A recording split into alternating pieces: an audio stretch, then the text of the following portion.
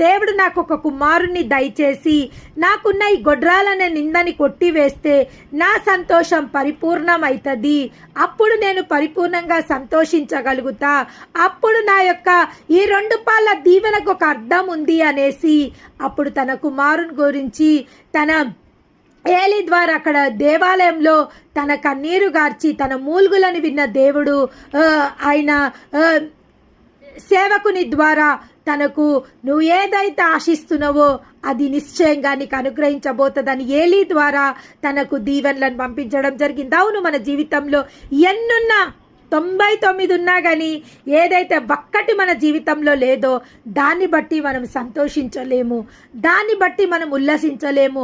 ఒక 9 మాటలు దేవుడు మన ఇష్టానుసారంగా అన్నీ సమకూర్చి ఒక్క విషయంలో దేవుడు ఏదన్నా మన మాట వినలేదు అంటే మనం సంతోషించ